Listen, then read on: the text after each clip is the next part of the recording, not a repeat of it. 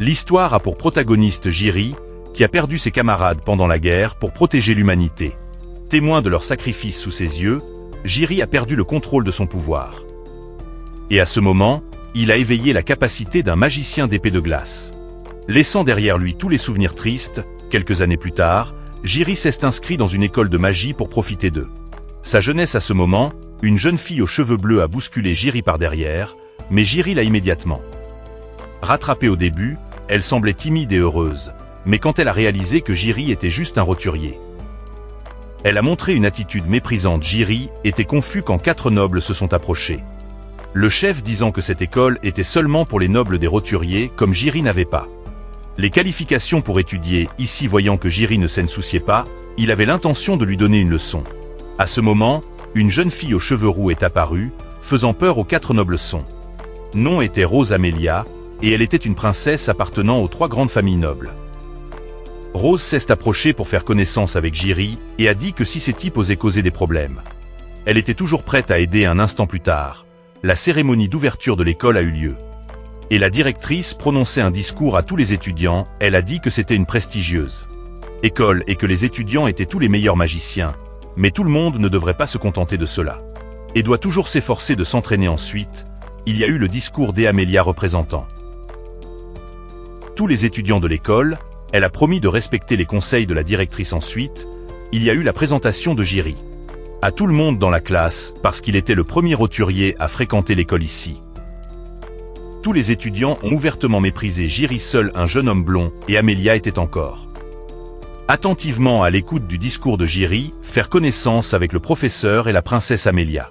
Si rapidement a mis les autres étudiants encore plus mal à l'aise. Retournant à sa place, Jiri regarda la ville et se souvint du passé douloureux d'il y a quelques années. Le voyant rêvasser, le professeur lui a lancé une craie pour que Jiri se concentre à nouveau. À ce moment, le professeur a appelé Amelia à se lever et a expliqué à tout le monde les rangs des magiciens. Elle a dit que les rangs étaient classés comme bronze, argent, or et platine. Le rang le plus élevé était suprême, composé de 7 personnes appelées les 7 plus grands mages du monde. Le premier, le magicien de feu flamboyant, est la directrice de l'école. La deuxième est la magicienne enchanteresse nommée Karen. Le magicien d'épée de glace a disparu pendant la guerre il y a quelques années, mais personne ne savait qu'il était assis à l'arrière de la salle de classe. Quant aux autres magiciens, ils n'ont pas révélé publiquement leur identité.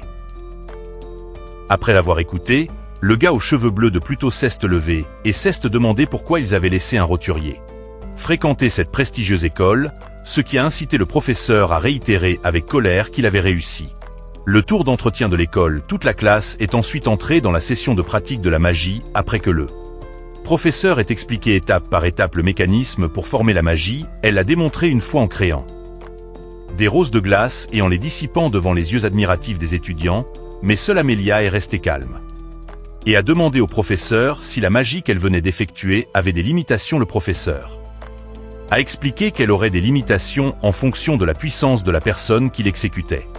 À ce moment, une autre étudiante a déclaré qu'elle avait saisi avec précision comment le professeur avait créé et dissipé la rose, ce qui a extrêmement surpris Jiri. Les étudiants sont ensuite entrés dans la session de pratique. Amelia a facilement créé une rose en suivant les instructions du professeur.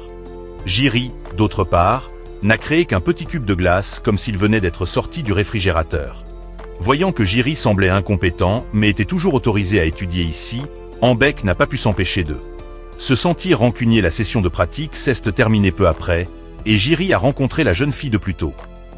Voyant qu'elle n'était pas une personne ordinaire, Jiri est allé faire connaissance. Elle s'est présentée comme Elisa et avait une personnalité un peu timide par rapport aux autres, mais quand Jiri a vu que Elisa était très passionnée par la recherche sur la magie, il n'a pas pu s'empêcher de l'admirer. Après avoir parlé pendant un certain temps, Jiri a découvert que la jeune fille avait des oreilles d'elfe. Parce que ses oreilles étaient quelque peu étranges, elle devait toujours porter un chapeau et apparaître invisible en classe, mais Jiri a dit que ses oreilles étaient très belles.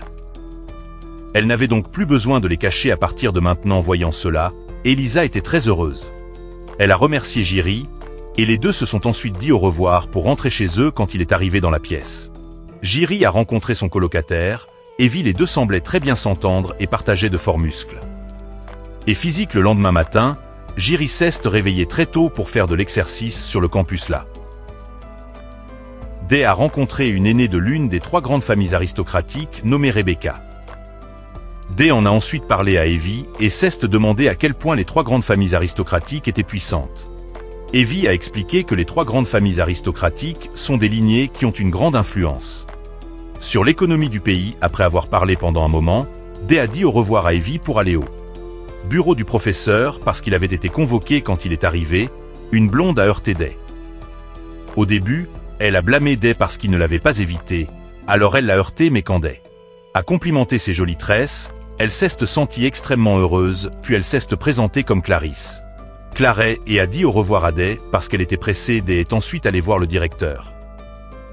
Et les deux se sont remémorés leurs souvenirs ensemble dans l'armée, mais il n'y avait pas de temps restant car il était temps pour la prochaine leçon. Le professeur a demandé à Day et Anand de s'avancer et de s'entraîner.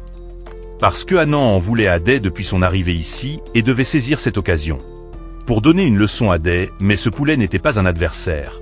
Et à la fin, Day l'a facilement vaincu. Le directeur était très heureux parce que Day avait surmonté la douleur du champ de bataille et appréciait la vie ici ce soir-là. Day et Evie sont retournés dans leur chambre et ont continué à s'entraîner ensemble. À ce moment, Day a partagé qu'il rejoindrait 2 clubs scolaires. Evie voulait arrêter Day à cause des difficultés, mais Day avait préparé son esprit. Le premier club était environnemental, Investigation Hunter Group, et les membres étaient tous de jeunes hommes musclés. Quand ils ont vu Day vouloir rejoindre, ils se sont moqués de lui, disant qu'il avait l'air assez faible, mais ne les laissant pas regarder de haut sur lui. Day a montré son corps qu'il avait entraîné pendant de nombreuses années. Avec cela, il y avait leur carte de chasseur qui était exactement comme celle du groupe de chasseurs. Voyant que Day semblait être une personne avec de la force, le président l'a immédiatement accepté dans le groupe et ensuite, Day est allé au Flower Care Club où Rebecca était la présidente parce qu'il aime vraiment les fleurs et comment elles survivent dans des environnements difficiles, mais parce qu'il était le seul garçon ici, Dina s'y est opposée parce que elle avait peur que Day ne trouve un moyen de flirter avec Rebecca, mais Rebecca a dit qu'elle laisserait Dina vérifier si Day était apte au club ou non. Dina a ensuite conduit Day sur le toit du bâtiment. Elle a dit que son test serait d'enlever les mauvaises herbes ici en une semaine afin que de nouvelles fleurs pourraient être plantées. Pensant que Day devrait abandonner et accepter de quitter le club, mais en seulement 3 jours, les mauvaises herbes ont été enlevées par Day. Seul avec cela, il a labouré le sol et construit des rangées de briques pour diviser la zone, prête pour la plantation de fleurs. Ici, Rebecca est venue vérifier et n'a pas pu ne pas être surpris. Elle a apporté un gâteau aujourd'hui et a demandé des nouvelles de ses progrès. À ce moment, ils ont entendu le bruit d'épées en bois sous la cour. Rebecca a dit qu'il y aurait bientôt un concours d'épéistes magiques. Donc les étudiants s'entraînent avec diligence à ce moment-là. Elle a également remarqué les muscles de Day et a voulu les toucher une fois pour satisfaire son envie. C'est vrai que les muscles d'un garçon sont différents. C'est agréable de juste les toucher. Au 4e jour, le jardin de fleurs était terminé à la surprise du club. Mais avant que quoi que ce soit ne puisse être planté, Day a été de nouveau convoquée au bureau du directeur. Elle a confié à Day la tâche d'enquêter sur un espion du royaume qui se cachait dans cette académie. Sur le chemin du retour, Day a de nouveau rencontré Clarisse. Voyant que la fille avait l'air solitaire car elle ne aimait jouer qu'avec des insectes, des cestes avancées, et a proposé d'être amie avec elle parce qu'il sentait que les deux parlaient très bien ensemble. La fille était très heureuse parce que Day était son premier ami depuis sa naissance. Clarisse a ensuite dit au revoir à Day et est partie le lendemain matin. En classe, le professeur a dit qu'il y aurait bientôt un test de compétences dans une forêt et avant que cela ne se produise, les étudiants doivent former un groupe de 4 pour concourir. Day et Evie seront certainement dans le même groupe, mais ils ne savent pas qui inviter ensuite. Alors Day est allé voir Elisa et l'a invitée à se joindre. Voyant qu'elle était complexée parce qu'elle n'avait pas assez de capacité, Day l'a encouragée et a promis de l'aider de tout cœur. La dernière personne restante que Day avait réservé une place n'était autre que Amelia, ce qui a rendu Tambec furieux. Dans le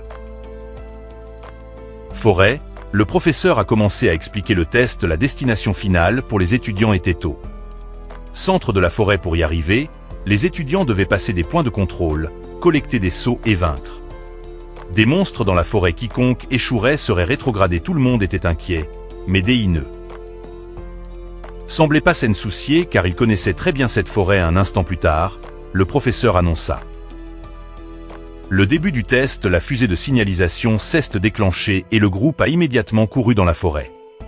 Un monstre s'était caché et a attaqué Elisa, lui faisant peur, mais Dei est intervenu et a tailladé le monstre en deux devant les yeux admiratifs de tous. Après cela, ils ont trouvé le seau et ont terminé là.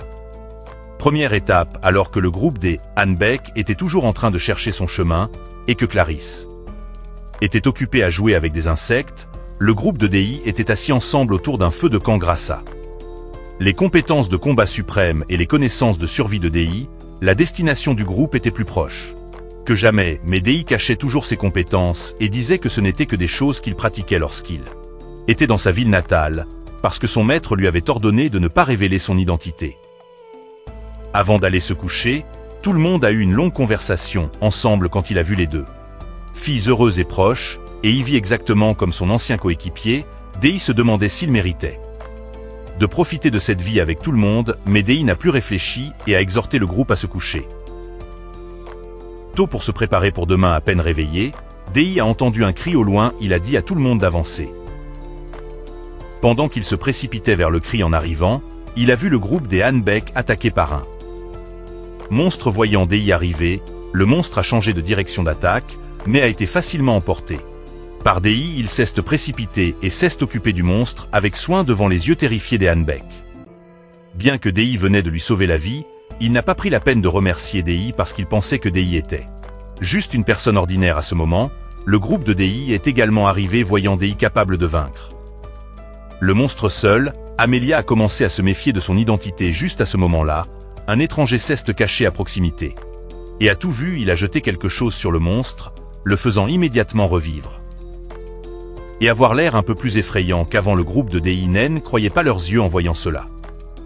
Le monstre a poussé un rugissement bruyant, effrayant les visages du groupe des Hanbeck. Seul Dei était toujours prêt à le vaincre. Le groupe de Clarisse, en entendant le cri, s'est précipité sur les lieux et a trouvé Dei seul combattant le monstre. Alors Dei a prévu d'utiliser son vrai pouvoir pour le vaincre, mais ne laissant pas Dei se battre seul, Amelia a utilisé la magie du feu pour le soutenir. Ivy a également combiné la levée de la roche avec la magie du vent des Elisa pour bloquer le monstre, et Dei a saisi cette occasion pour faire une coupure à l'épée, le faisant fendre en deux. Une fois que c'était fini, Dei a également découvert que ce monstre était très étrange. Ivy a couru pour féliciter Dei, tandis que Elisa était encore un peu effrayée dans leurs yeux. À ce moment-là, elle n'était pas différente des anciens coéquipiers de Dei. Hanbeck semblait toujours amère et n'acceptait pas Dei. Clarisse n'arrivait pas à croire que Dei était si fort, et l'étranger a également disparu. Le groupe de Dei a ensuite récupéré le sceau final, rendant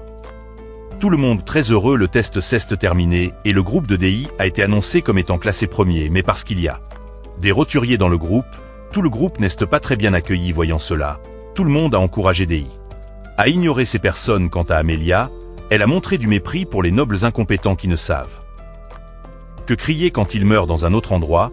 Le maître de Dei attend qu'il lui rende visite après près de 60 jours sans voir son élève. Elle attend avec impatience la visite de Dei plus que jamais.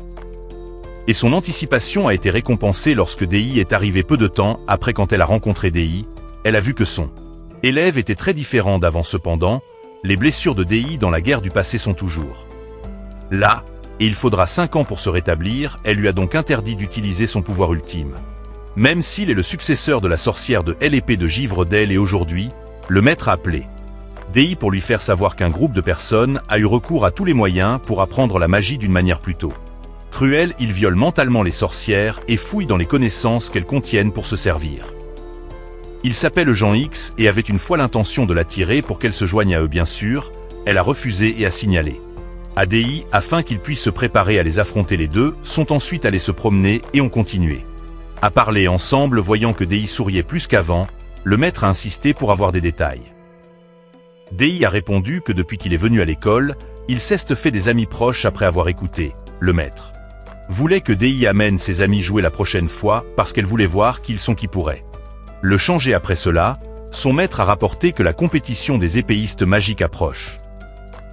Mais Dei a dit qu'il ne participera pas et qu'il ne fera qu'encourager ses amis avant que Dei ne parte.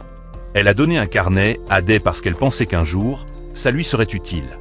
Le lendemain matin, Dé s'est réveillée très tôt pour faire de l'exercice et a rencontré Elisa voyant qu'elle se préparait à aller à la bibliothèque. Dé a proposé de l'accompagner, ils sont ensuite rentrés chez eux et se sont habillés ensemble comme s'il allait à un rendez-vous, mais en réalité, ils sont allés à la bibliothèque pour lire des livres ensemble. Elisa a cherché des livres de magie écrits par le maître de Dé et il est venu ici pour trouver des romans d'amour, ce qui a extrêmement intéressé Elisa lorsque les deux sont sortis pour se préparer à déjeuner.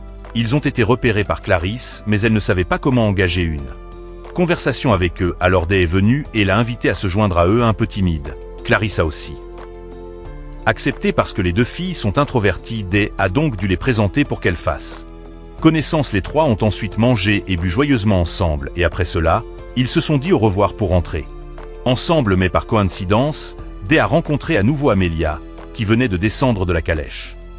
Dé s'est approché pour prendre de ses nouvelles et a appris qu'elle venait d'assister à une fête de l'aristocratie.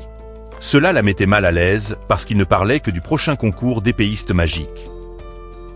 Dé a complimenté sa tenue en disant qu'elle était belle et sexy, ce qui l'a rendue plus heureuse. Mais quand Amélia a découvert que Dé était juste sortie manger et boire avec deux autres filles, elle s'est sentie très jalouse. Alors, puisqu'elle portait quelque chose de beau, elle voulait aussi avoir un rendez-vous avec Dé et le premier endroit où Amélia voulait aller était le magasin de vêtements. Pendant qu'elle se changeait, soudain, il y a eu une araignée dans la pièce à cause de l'intrigue de l'auteur, ce qui a fait pâlir Amélia de peur et elle a couru dehors pour embrasser Dé, mais quand elle s'est rendue compte qu'elle ne portait que ses sous-vêtements, elle a rougi et a couru à l'intérieur parce qu'elle avait honte voyant cela.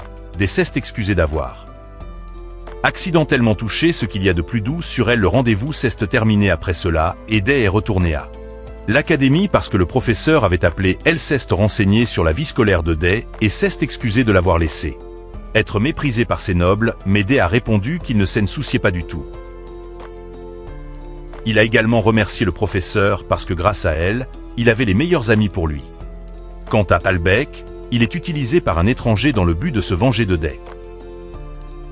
Le lendemain matin, Dé est allé au club d'exploration pour s'entraîner, puis il est retourné au bureau du club de plantation de fleurs parce que les autres membres ne sont pas venus participer. Sarah lui a prêté la clé du bureau. Dès qu'il a ouvert la porte, Dé a été accueilli par le lapin extrêmement mignon de Rebecca. Dé ne savait pas qu'elle était venue au bureau très tôt et qu'elle se changeait, alors il s'est excusé. Ensuite elle veut aussi que Dé oublie le lapin avec un visage timide et embarrassé. Comme Dé est nouveau, Rebecca lui a donné les livres enregistrant les fleurs du club. Dé a écouté très attentivement ce qu'elle disait, ce qui a rendu Rebecca très heureuse parce qu'elle est l'une des trois grands nobles. Les autres membres gardent leur distance avec elle seule. Dé peut discuter intimement avec elle comme deux amis. Dé a ensuite emprunté son livre et les deux ont discuté du prochain concours d'épée magique. Dé a dit qu'il ne participerait pas et qu'il encouragerait seulement deux. Tout cœur Amélia. Rebecca a également dit à Dé qu'une autre fille des trois grands nobles serait un adversaire très fort dans le prochain tournoi. Quant à Amélia, elle s'entraîne dur. Pour le tournoi, il n'y a pas d'adversaire dans la classe, alors elle veut se mesurer à Dé pour améliorer ses compétences. Dé a immédiatement accepté parce qu'il a également saisi cette occasion pour s'entraîner davantage pour Amélia. Mais pendant le combat, sa trajectoire d'épée a rappelé à Dé la personne qui lui avait enseigné. Et juste au moment où Dé était sur le point de terminer le match, il a soudainement eu mal à la tête. Ce qui a fait tomber l'épée de sa main. Le professeur a ensuite annoncé que la gagnante était Amélia. Elle s'est demandé ce qui n'allait pas chez Dé tout à l'heure, mais il a juste souri légèrement. Le groupe a ensuite déjeuné ensemble et Vi a loué son excellente maîtrise de l'épée. Et Dé a répondu que c'était parce que son maître lui avait enseigné très strictement. À ce moment-là, le noble raté en bec est réapparu pour parier sur un défi avec Dé. Quand ils sont arrivés, tout le monde s'est rendu compte que le lieu du combat était recouvert d'une étrange barrière et ils ont également été très surpris quand Ambec a demandé à Dé de jouer avec une vraie épée, pas une en bois. Quand Ambec s'est précipité, Dé a immédiatement ramassé son épée. Pour le combattre à proximité, l'étranger Dé regardait attentivement, voyant la soif de sang d'Ambec. Face Dé pensait que ce type était un peu bizarre. Il a commencé à dire des bêtises sur son passé malheureux et a affirmé que c'était Dé qui lui avait fait honte. La colère montante a poussé Ambec à utiliser la magie du feu dans l'intention d'ôter la vie à Dé. Il pensait qu'à ce stade, il ne pourrait plus cacher ses compétences. Dé a utilisé son épée pour trancher son feu, surprenant tout le monde. Voyant cela, Ambek est devenu encore plus frénétique dans ses attaques, mais il n'a pas pu frapper Dai une seule fois. Impuissant face à la force de Dai, Ambek a rassemblé toute sa puissance magique et a lancé un sort de feu sous la forme d'un énorme dragon, mais Dai l'a quand même doucement tranché sans laisser de traces de fumée. Tout le monde était à nouveau bouche bée, tandis que Ambek ne pouvait que s'agenouiller par terre et pleurer. De déception voyant tout le monde s'interroger, Dai était sur le point de révéler son identité. Mais à ce moment, une magie extrêmement forte à l'intérieur de la barrière les a tous fait s'allonger. Par terre seul, Dai était encore debout, et l'étranger était apparu de façon inattendue. Qui s'est avéré être le professeur qui se tenait en classe tous les jours pour lui enseigner. Sans autre choix, Dai a été forcé de combattre le professeur pour protéger le groupe Dai, Ambek et ses amis. À ce moment, il a immédiatement dénoncé le professeur comme membre Dai organique et ayant l'intention d'enlever les étudiants pour prendre leurs souvenirs magiques, et pendant cette séance d'entraînement, elle était celle qui contrôlait le monstre pour attaquer les étudiants. Le fait que Ambek soit devenu fou et ait défié Dai était également dû à son exploitation. Le professeur a ensuite dit que ces choses étaient toutes vraies. Elle avait également prêté attention à Dai et aux autres étudiants pendant longtemps. Et ici même, elle allait emporter leurs souvenirs magiques. À partir de là, sa position au sein Dai organique augmenterait et cette organisation deviendrait de plus en plus forte. Les paroles du professeur ont fait sentir Dai trahi. Il a juré de lui prendre les deux bras pour soulager sa colère sans plus tarder. Le professeur a créé 2 serpents de feu pour attaquer des voyants qui ne savaient que courir et esquiver. Elle a immédiatement changé de cible pour ses amis. Dans la tête de Dai, il se souvient soudainement des enseignements de son maître, mais c'est le moment pour lui de protéger ses amis. Dai a immédiatement activé le pouvoir de l'épée de glace qui a arrêté l'attaque du professeur, puis a créé une vaste glace. Champ puis créé des épées de glace et pointez-le directement sur elle. À ce moment, Dai a dit qu'il était celui qui avait testé la technique de l'épée de glace de son maître. Après avoir entendu cela, le professeur ne croyait pas ses yeux. C'était l'une des 7 plus grandes sorcières. Malgré tout, elle s'obstinait toujours à utiliser toute sa puissance magique pour attaquer Dai, mais cela n'a pas fonctionné. Voyant qu'elle était surpassée trop lourdement, elle a été forcée de s'enfuir. Dai a ensuite utilisé 2 doigts comme faux et a contrôlé le épée pour la poignarder à la jambe, la faisant tomber. Voyant qu'elle était sur le point d'être tuée par Dai, elle s'agenouilla et le supplia de lui épargner la vie. Puis, pendant que Dai ne faisait pas attention, elle a continué à utiliser la magie pour attaquer, mais cela ne lui a rien fait sans gaspiller de mots.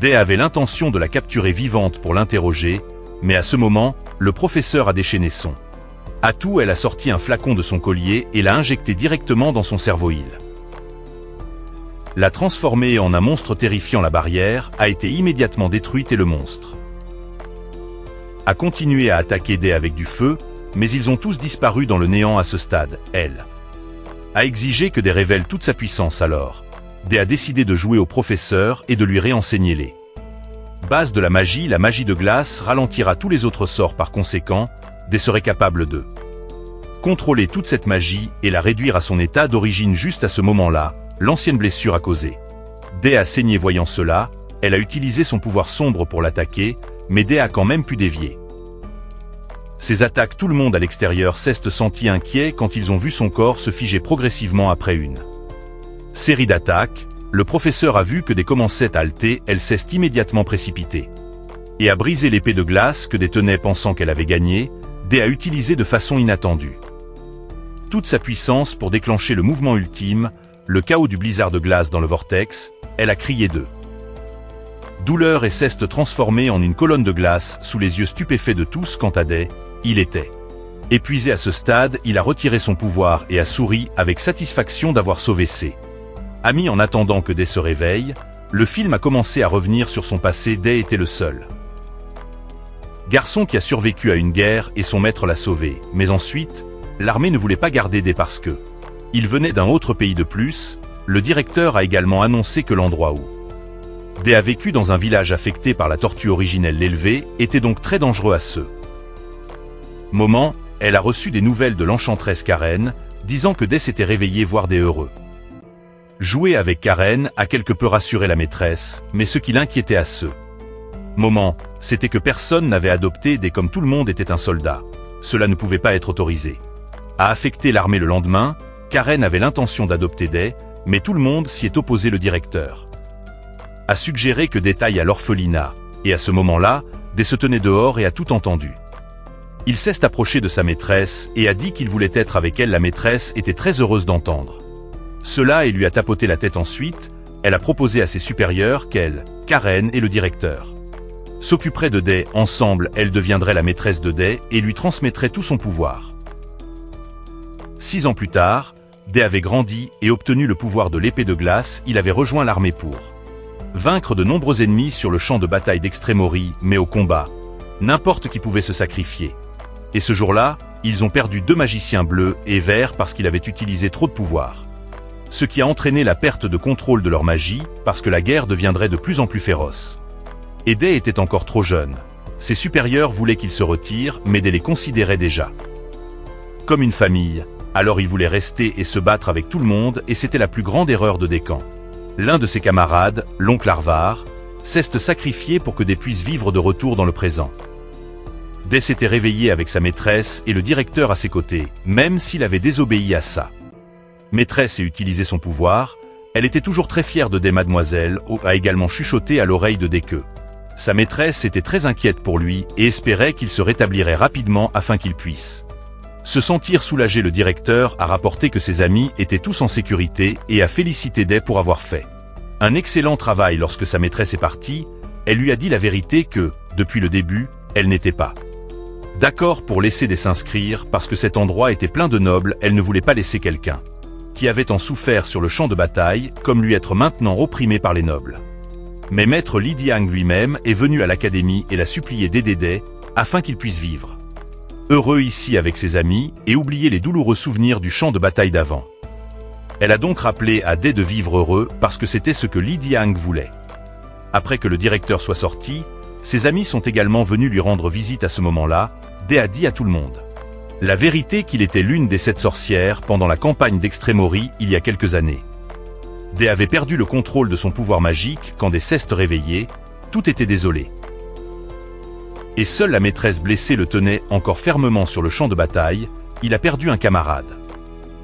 Sa maîtresse a été gravement blessée, et ses mains ont ôté d'innombrables autres vies. Il ne savait pas s'il méritait d'être avec tout le monde. Tout le monde a encouragé Day, en disant que peu importe son passé, il serait toujours à ses côtés à partir de maintenant. Cette nuit-là, Albert est venu dans la chambre de Day et s'est excusé pour les choses qu'il avait causées. Day a également accepté le pardon d'Albert et lui a conseillé de ne pas haïr les autres, mais de se reconnaître afin de devenir de plus en plus fort, parce que le professeur avait été conduit dans l'au-delà par Day. Le lendemain matin, l'enchanteresse Karen est venue dans la classe de Day et est devenue le professeur officiel, et pour la leçon d'aujourd'hui, Karen annoncera le concours des épées magiques. Organisé par les 3 académies royales, un total de 16 concurrents participeront. Et chaque académie a sa propre force distincte. Elle a également confié à Day et Clarisse le travail de soutenir les concurrents dans la compétition. L'arrivée de Karen en tant que professeur a rendu Day un peu étourdi. Alors il est allé plus tard voir le proviseur pour lui demander la raison, mais elle a dit que c'était pour protéger sa sécurité qu'elle avait appelé Karen ici. De plus, elle avait l'air très négligée et était appréciée par les autres étudiants, mais Day ne pouvait toujours pas s'habituer à la personnalité de Karen et voulait que le proviseur la renvoie. Juste à ce moment-là, Karen se tenait juste derrière lui, ce qui a donné la chair de poule à Day. L'a fait fuir de peur. S'échappant de Karen, Day est allé voir Clarisse pour observer et soutenir les concurrents dans leur entraînement. Se tournant vers Amelia, elle venait de vaincre son adversaire en seulement 6 secondes, mais elle ne semblait pas être de très bonne humeur. Day se demandait aussi à quoi Amelia était confrontée. Il s'est avéré que Amelia était la fille aînée de la famille Rose, qui dirigeait les 3 grandes familles nobles. Par conséquent, son père n'acceptait pas qu'elle perde contre d'autres familles. En particulier la fille nommée Arian de la famille Ongrand. Day a demandé à Rebecca et a appris que une fille étudiait à l'école d'un juste à côté et était aussi forte que Amelia, bien que ce ne soit pas facile à gérer.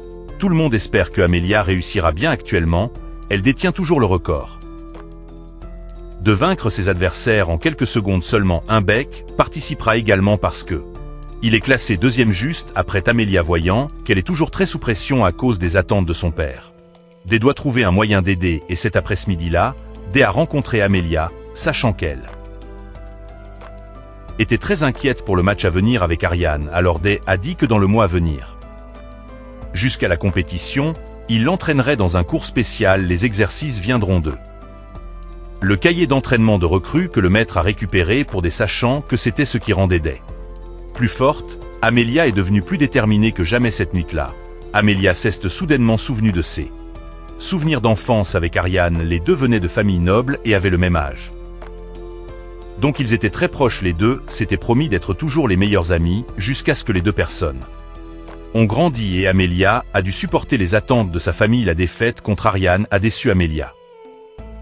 Et à partir de ce moment-là, les deux se sont progressivement éloignés. Maintenant, le but d'Amelia dans la vie est de devenir plus forte que jamais afin que lors du match revanche, elle puisse vaincre Ariane le lendemain. Elle s'est rendue au lieu de rencontre avec Day et à ce moment, il est également apparu cool avec un masque sur le visage. Day a dit qu'il jouerait le rôle de sergent instructeur alors qu'elle serait une stagiaire. Puis a ordonné à Amelia de courir 20 km sans utiliser de magie d'amélioration corporelle. Sous l'apparence effrayante de Day, elle était trop effrayée et a dû obéir après la première session.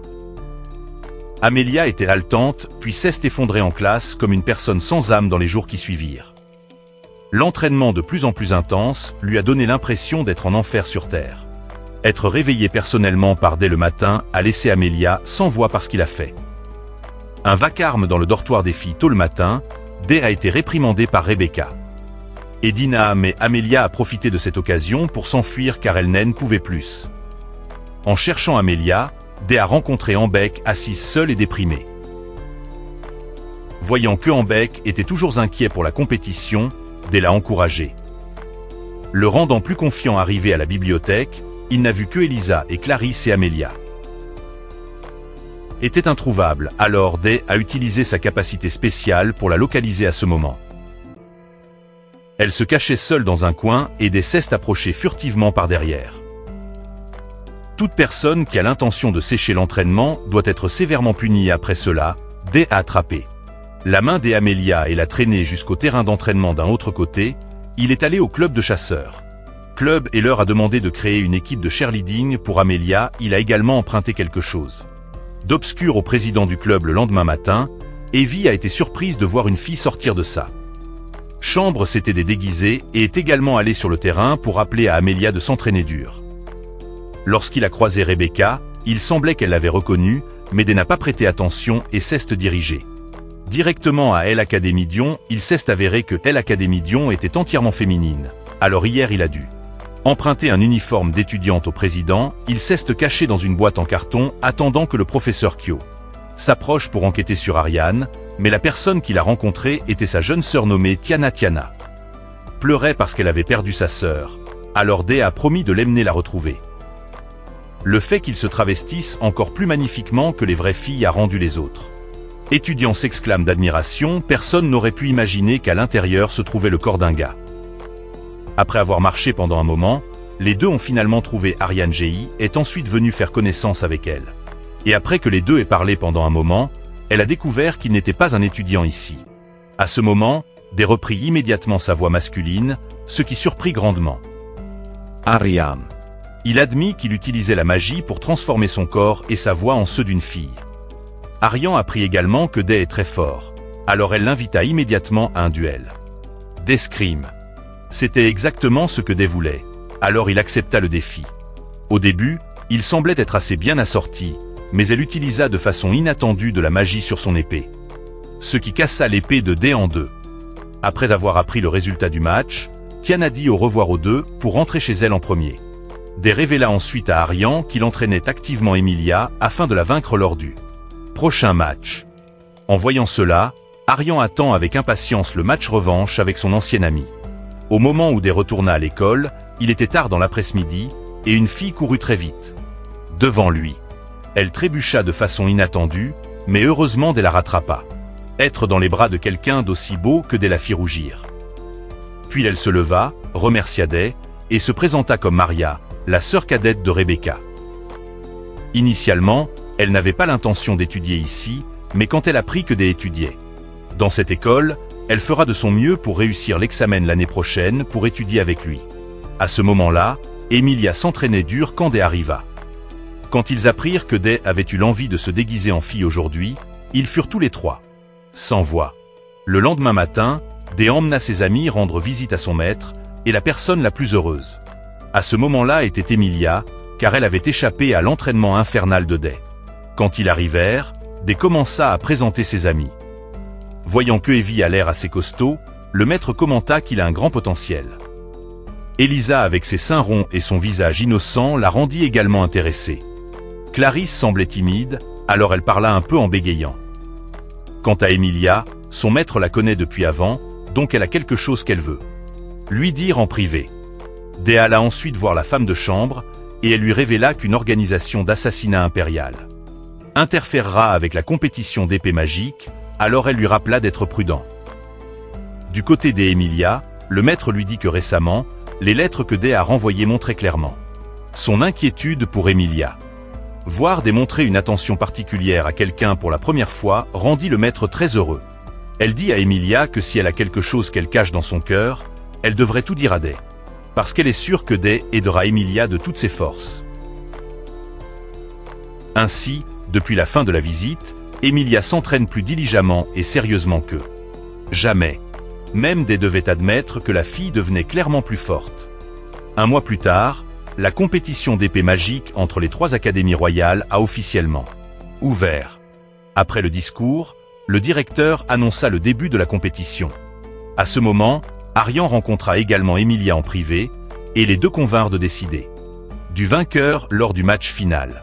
Plus tard, le premier match eut lieu, et il s'agissait de la lutte de pouvoir d'Emilia avec une personne nommée Sin de l'Académie Macross. Dans les tribunes, tout le monde applaudissait avec enthousiasme, tandis que le directeur réitérait les règles de la compétition.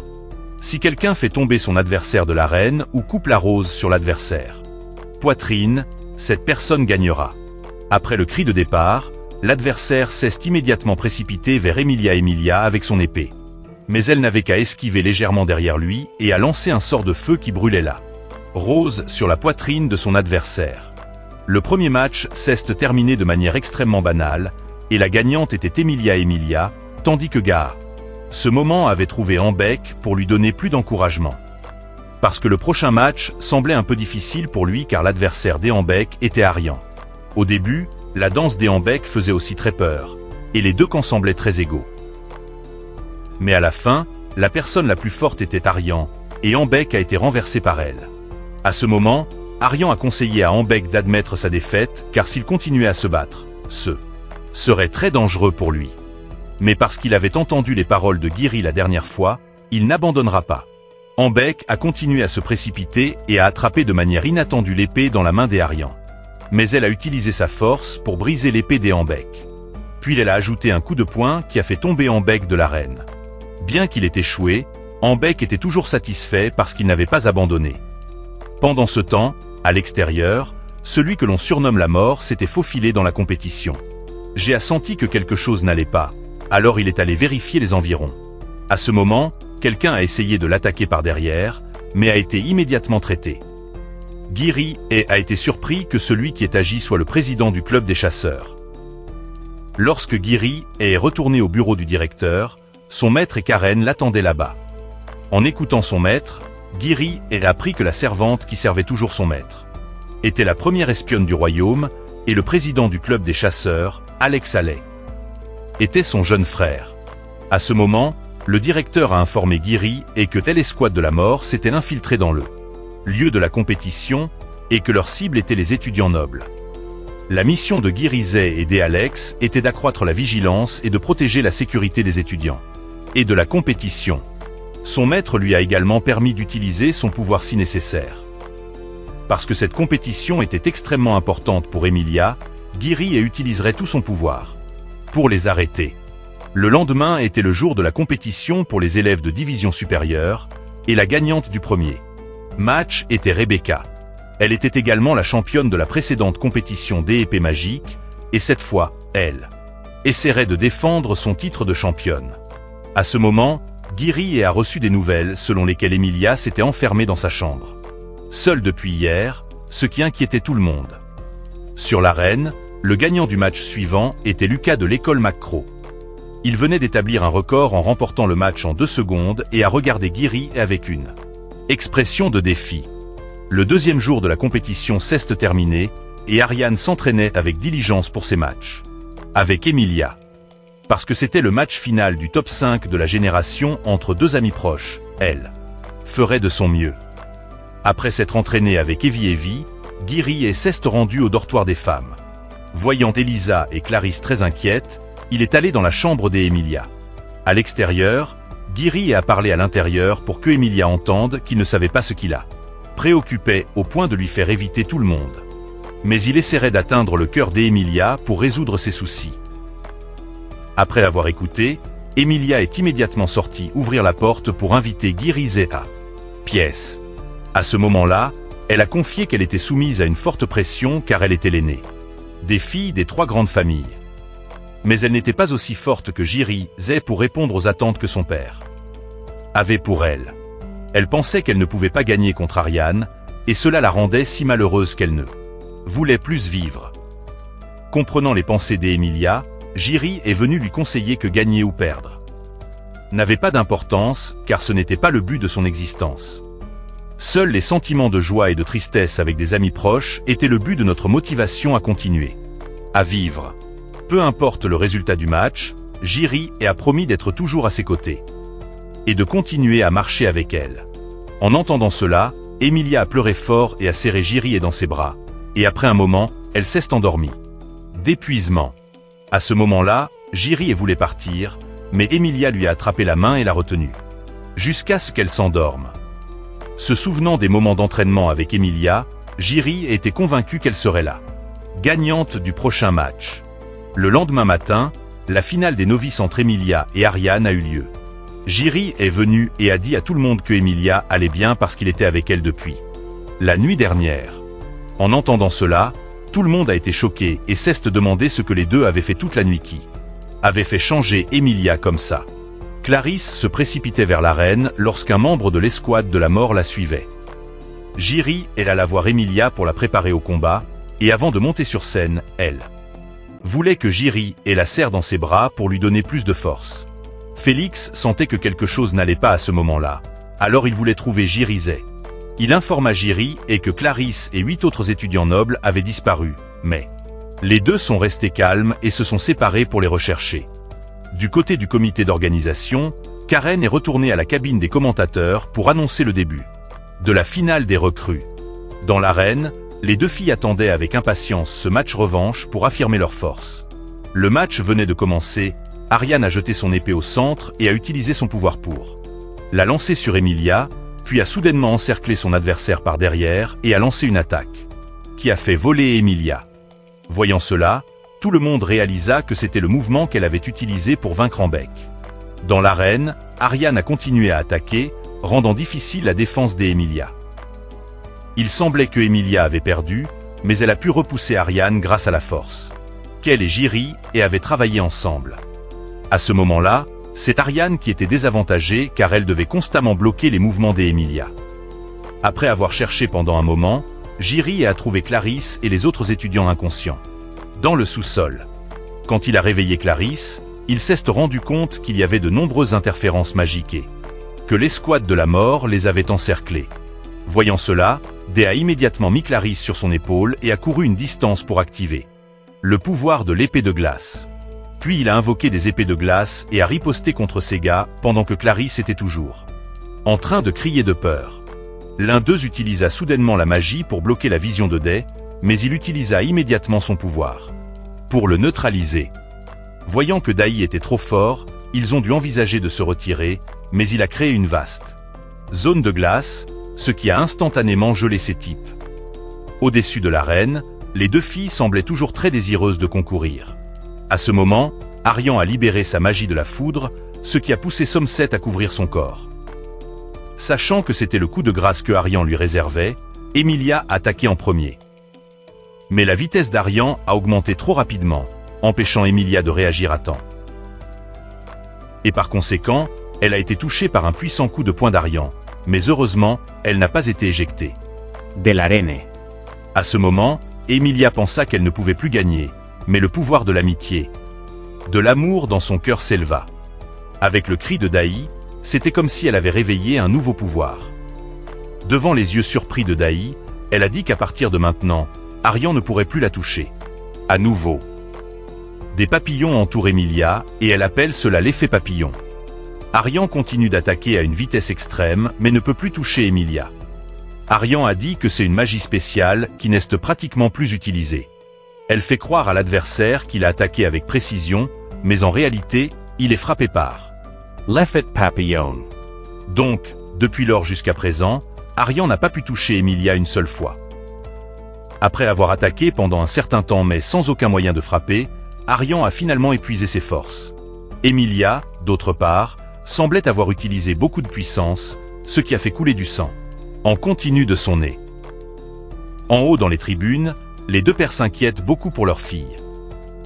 Dai craint que si elle continue à se battre, Emilia ne perde le contrôle de sa Magicom. Il l'a fait auparavant.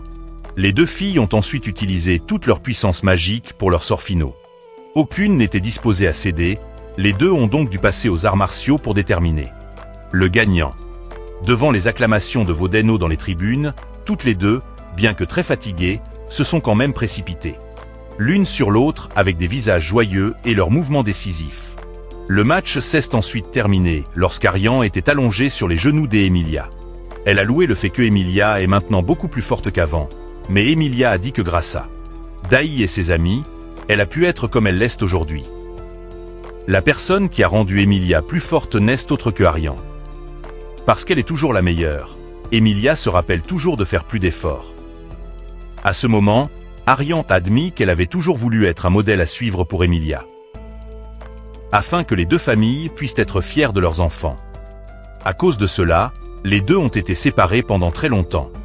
Alors après cela, elle a serré Emilia dans ses bras avec des excuses du fond du cœur et une promesse. Que les deux seront toujours les meilleurs amis.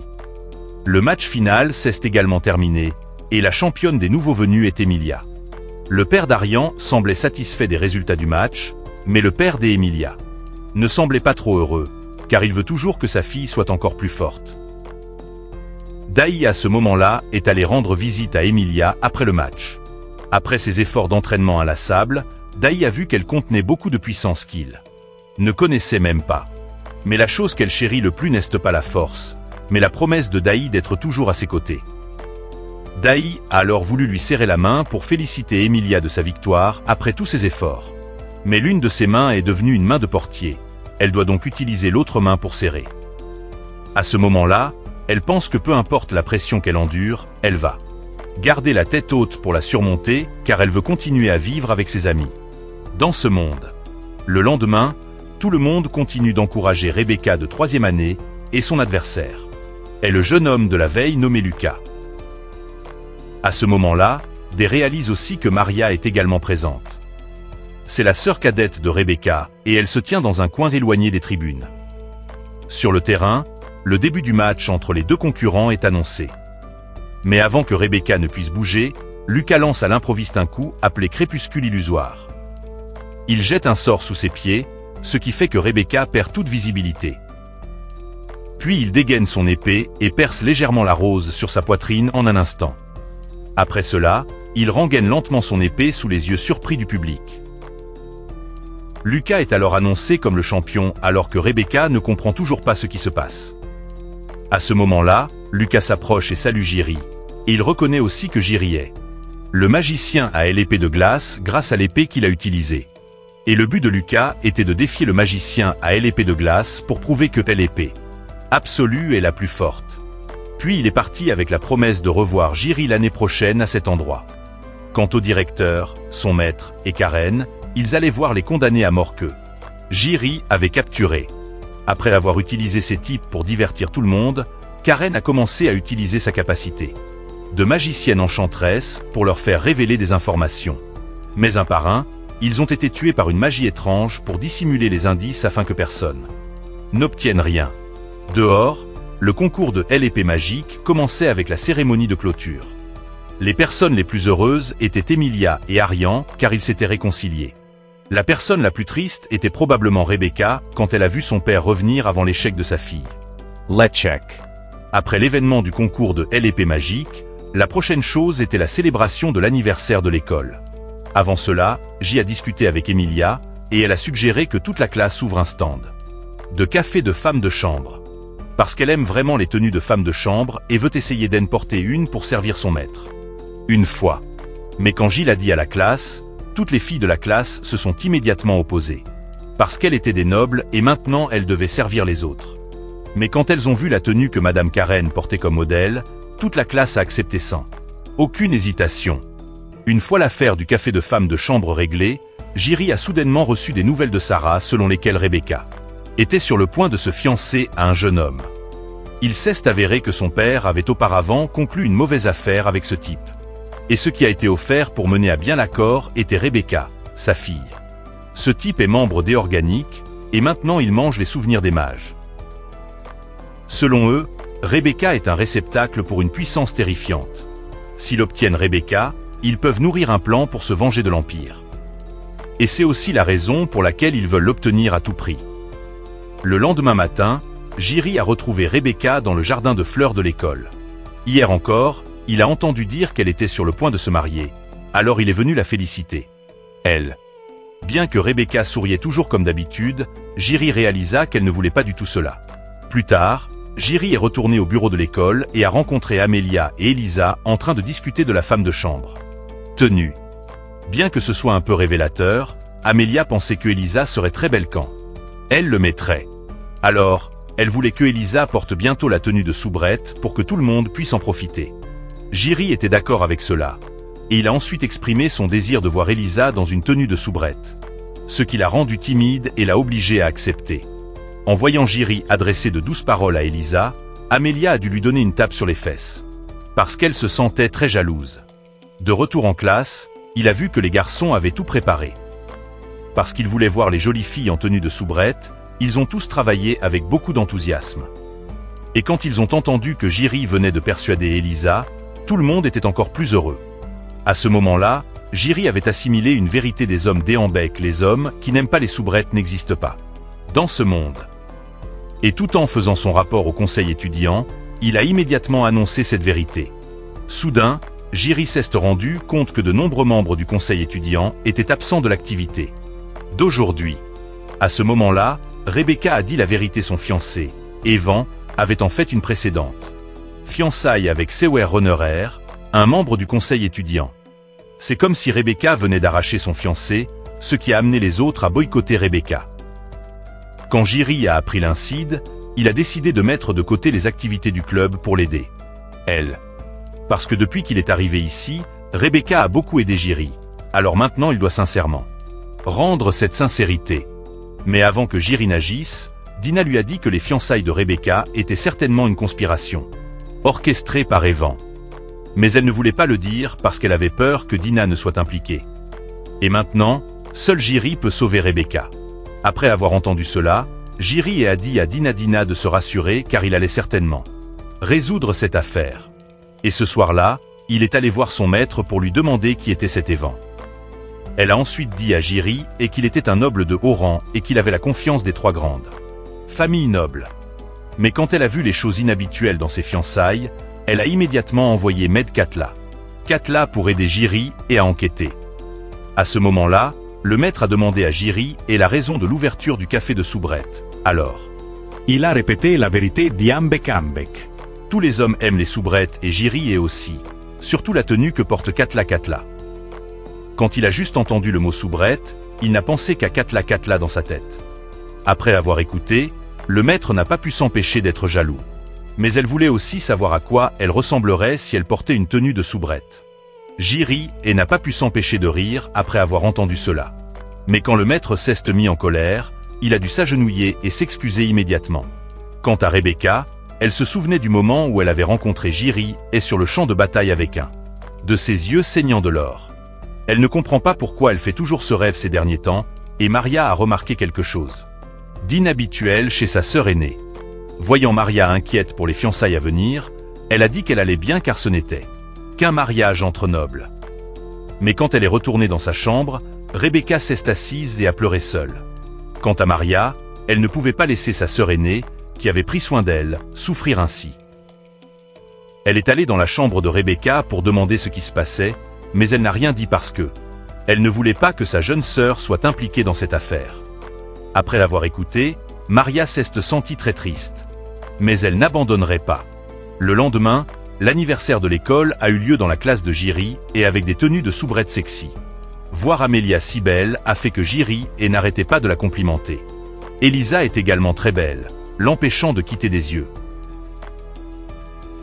sur elle. Seule Clarisse Claret avait l'air un peu étrange car sa classe organisait une maison hantée. Pas un événement de soubrette. Ce soir-là, Jiri est rentrée et a rencontré Rebecca à nouveau. Il a proposé de la ramener chez elle, mais comme elle était fiancée, elle n'était plus au dortoir. Ils marchaient et discutaient depuis un moment quand ils ont soudainement croisé Evan. Il a immédiatement remercié Jiri et d'avoir accompagné Rebecca ici. Après cela, il l'a remplacée pour la ramener chez elle. À ce moment, Jiri s'est souvenu des mots de Dina selon lesquels Evan tramait quelque chose alors. Au même moment, le président du club est arrivé et les deux sont retournés au bureau du directeur. Après enquête, tout le monde est arrivé à la conclusion que les fiançailles étaient entièrement l'intention d'Evan. Il est membre d'E-Organique et collectionneur d'yeux magiques. La cible qu'il vise, ce sont les puissants yeux de Rebecca. Quant à elle, elle souffre parce qu'elle est menacée par lui. Ce que Evan veut, ce sont ses yeux, mais elle ne le laissera pas les toucher. À ce moment, Rebecca savait que son père avait conclu un accord avec lui afin qu'il puisse atteindre le sommet des 3 grands nobles. Si elle lui désobéit, il attaquera sa jeune sœur, Maria. Il s'avère donc que Evan a fait tout cela parce que ce qu'il désirait, c'était les yeux résonnants passés de Rebecca. Grâce à cela, elle a vu les douloureux souvenirs de Jiri et lorsqu'il était sur le champ de bataille avec son maître. Quant à Jirizet, après avoir aidé aux travaux du conseil étudiant, Dina lui a rappelé qu'il y avait quelqu'un dehors pour le rencontrer. Il s'est avéré que c'était Maria, et elle montrait clairement de l'inquiétude pour sa sœur. Elle ne pouvait pas laisser sa sœur, qui avait pris soin d'elle, souffrir maintenant. Voyant cela, Jiri a pris la main de Maria et a promis de faire de son mieux pour protéger sa sœur. Ces mots ont beaucoup touché Maria, alors elle a doucement penché sa tête sur la poitrine de Jirizet. À ce moment, Rebecca se tenait dehors et a tout vu, lui rendant impossible de dormir cette nuit-là. Le simple fait de penser à la scène de cet après-midi la rendait jalouse de sa jeune sœur. Quant à Jirizet à ce moment, avant d'aller se coucher, il a lu un conte de fées. C'est une histoire d'amour entre une fille démon et un garçon humain. Bien que les développements de l'histoire aient été très tristes, Jiri espérait toujours qu'elle aurait une bonne fin, comme la fin de l'histoire actuelle de Rebecca. Un instant plus tard, Jiri s'est endormi et a rêvé de ce qui s'était passé lorsqu'il était sur le champ de bataille. Alors que tout le monde pleurait la mort des Harvard, il y a eu l'apparition soudaine d'une personne non apparentée, Rebecca. Alors que Jiri était sur le point de se retourner pour lui demander ce qui se passait, il s'est soudainement réveillé en sursaut. Les yeux de Jiri ont également soudainement saigné comme ceux de Rebecca auparavant. Le lendemain matin, Jiri s'est réveillé tôt pour faire de l'exercice et a rencontré Rebecca au jardin de fleurs comme d'habitude. Puisqu'aujourd'hui était le premier jour de la célébration de l'anniversaire de l'école, elle souhaitait que Jiri puisse en profiter pleinement avec tout le monde. À la porte de l'école, Ariane et Tiana étaient arrivées à la cérémonie pour chercher Amelia. Tandis que Maria, après avoir vu un café de soubrette, est immédiatement entrée. Quand Ariane est entrée, elle a regardé autour d'elle pour trouver Jiri, mais elle ne l'a vu nulle part. À ce moment-là, Jiri était sous la forme d'une fille mignonne. Il est entré de l'extérieur et a envoyé cœur après cœur, laissant tout le monde, y compris Ariane. Dans un étonnement stupéfait, Jiri est allé voir Maria et lui a servi une omelette. Ensuite, il a continué à envoyer des cœurs, ce qui a provoqué un saignement de nez chez Maria. Même Ariane n'arrivait pas à croire que Jiri était plus adorable qu'elle en travestit. Jiri a ensuite trouvé Rebecca et l'a emmenée jouer. Parce que Dina a montré le chemin. Même si elle était un peu timide, elle tenait toujours la main de Jiri. Les deux sont ensuite allés à un rendez-vous sur tout le terrain du festival. À la fin du premier jour, Rebecca a remercié Jiri de l'avoir accompagnée. À ce moment-là, elle avait quelque chose qu'elle voulait lui dire, mais s'est ensuite arrêtée. Sur le chemin du retour, Maria a soudainement rencontré une femme avec la même coiffure qu'elle. Et elle a informé Maria que Rebecca était sur le point de mourir. Jiri et tous les autres venaient également de recevoir la nouvelle que Rebecca était sur le point d'être en danger. Juste à ce moment-là, son père est arrivé avec une demande à Jiry de sauver sa fille. Jiry est ensuite retourné dans sa chambre avec une certaine inquiétude. Alors Evie l'a encouragé et a promis de l'aider, lui et tout le monde, de tout cœur. Du côté organique, ils attendaient avec impatience que demain arrive rapidement, quand la véritable force à l'intérieur de Rebecca se réveillerait. Le lendemain matin, quand Jiry faisait de l'exercice, Rebecca attendait déjà dans le jardin de fleurs. Comme elle devait quitter cet endroit aujourd'hui pour suivre Evan, elle a demandé à Jiry de prendre soin de Maria. Le directeur et tous les autres étaient également prêts à se préparer à la bataille avec Organique. Rebecca à ce moment-là a été emmenée quelque part par Evan. Maria est venue demander du courage à Jiry avant d'aller sauver sa sœur. Voyant cela, Jiry s'est également préparé à suivre Maria, tandis que le groupe d'amis de Jiry l'aidait intelligemment. À ce moment-là, Rebecca avait été emmenée dans un endroit éloigné de l'académie. Ici, Evan a utilisé la magie pour créer une barrière et en ce moment il allait la détruire. À ce moment-là, Jiry était en route et est entré en collision avec les subordonnés monstres des organiques. Quand ils ont vu qu'il était trop nombreux, ce qui rendait la tâche difficile pour Jiry, Amelia et ses coéquipiers ont comparu pour l'aider. Et ainsi Jiry s'est battu avec eux et a détruit tous leurs monstres Lola. Lorsque les obstacles ont été supprimés, un grand homme est apparu et a attaqué Amelia. Mais il a été bloqué par Jiry. Son complice a senti que quelque chose n'allait pas, alors il lui a dit de continuer pour aider le plan des Evans. Voyant cela, tous les membres du groupe de Jiry lui ont dit de poursuivre ce type et de leur laisser cet endroit.